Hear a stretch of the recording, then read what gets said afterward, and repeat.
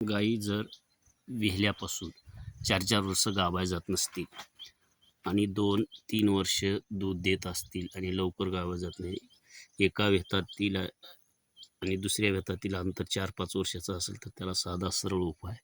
अशा बऱ्याच गायी असतात की विहिल्यापासून 3-4 वर्ष दूध देतात किंवा 2-2.5 वर्ष दूध देतात, पुन्हा दुधात भाकड होऊन बी 1-1.5 वर्ष गाभाय जात नाहीत.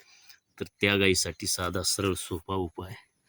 तर त्या गायीला काय करायचं, आपण विहिल्याच्या नंतर एक 4 ते 5 महिने झालं गाई विहून की त्या गाईला दररोज सुपारी एवढा गूळ आणि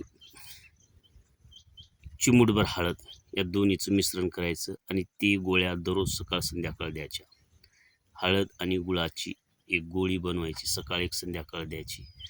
गाय जे 4 वर्ष 3 वर्ष 5 वर्ष गाभा जात नाही ते गाय विहिल्यापासून 8-9 महिन्यामध्ये डेफिनेटली 100% 100% गाभाय जाणार. हा उपाय करून बघा, अतिशय सोपा साधा उपाय आहे. गाय विहिली की गायला 3-4 महिने काही करायचं नाही, 4-5 महिने सरासरी तिचा थोडा दुधाचं प्रमाण कमी झालं की तिला दररोज सुपारी एवढा गूळ आणि चिमूटभर हळद अशा त्याच्या गोळ्या बनवायच्या आणि वाटल्यास त्याच्यात थोडं कोरपड घालायचं, दिवस माऊलीच्या मुळाचा चूर्ण घालायचं आणि तसेच गुणगुणीचा पाला असते त्याचं थोडंसं चूर्ण करायचं. असं 4-5 प्रकारचं ह्याचं हे करून जर चूर्ण करून ते गोळ्या बनवून सकाळ संध्याकाळ गाईला जर दिलं खाद्यामध्ये किंवा भाकरीमध्ये तर 100% गाय 1 वर्ष विहिल्यापासून 1 वर्षाच्या आत जाणार. चॅलेंज के साथ. मी स्वतः पशुपालक आहे, मी करून बघा.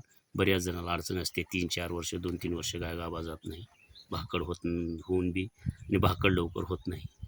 काही गाई विहिल्या 4 ते 5 महिन्यात, वर्षात, 1.5 वर्षात, 6 महिन्यात जातात. जस त्या गाईच्या ह्याच्यावर बी अनुवंशिकतेवर बी असतं. तर हा प्रयोग जर केला तर गाई लवकर गाभा जातात.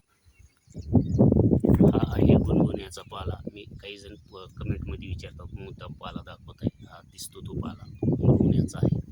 पशु अतिशय आवडीने खातात.